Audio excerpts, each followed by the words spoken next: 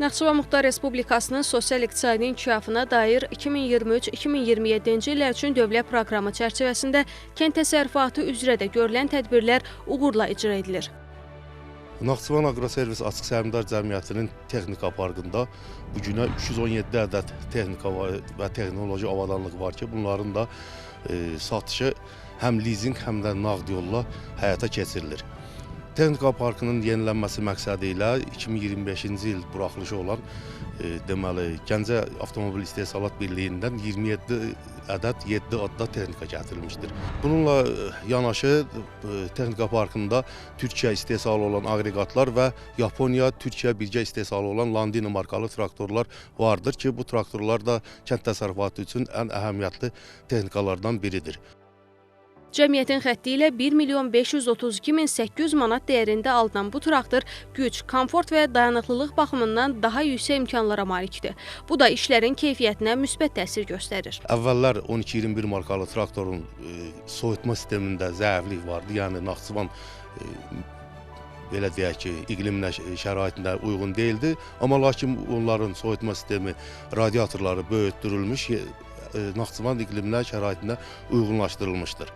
Kənd təsərrüfatı texnikaları həm nağd, həm də lizinq yolu ilə satılır. Lizinqə verilərkən dəyərinin 20% ödənilir. 40%-nə dövlət büdcəsi hesabına güzəşt tətbiq edilir.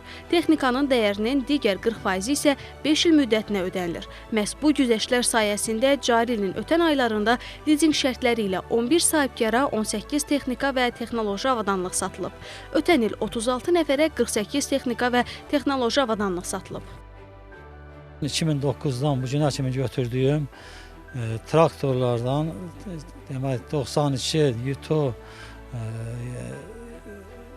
Nefolland və sair traktorlar. Eyni zamanda 2 dənə kombayn, Klas, Sampo kombayn götürmüşəm. Bunların hamısı şəxsi mülkiyyatımdadır.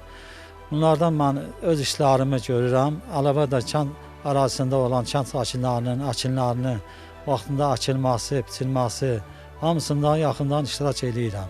Sözü gedən cəmiyyətdən müxtəlif vaxtlarda texnikalar alan fermer Musa Salmanov bu ildə yaradılan imkanlardan istifadə edib. Bu il 2 ədəd Sampo kompaniyası götürmüşük. Ondan əlavə biz aqrolizik yolu ilə 10-12 ədəd traktor almışıq. 3 ədəd presfura, 6 ədəd çotan, bütün demək ki, peyin səpən, nə qədər ləvazimatları onların hamısını oradan aqrolizik yolu ilə götürmüşük və vaxtında pulunu ödəmişik.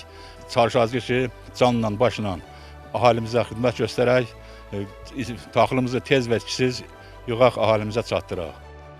Bəli, zəhmət adamları bu texnikalardan səmərəli istifadə edərək kənd təsərrüfatını inkişaf etdirirlər. Hafiz Əliyeva, Tərlan İbrahimova, Arzu Sadiqov, NTV Xəbər.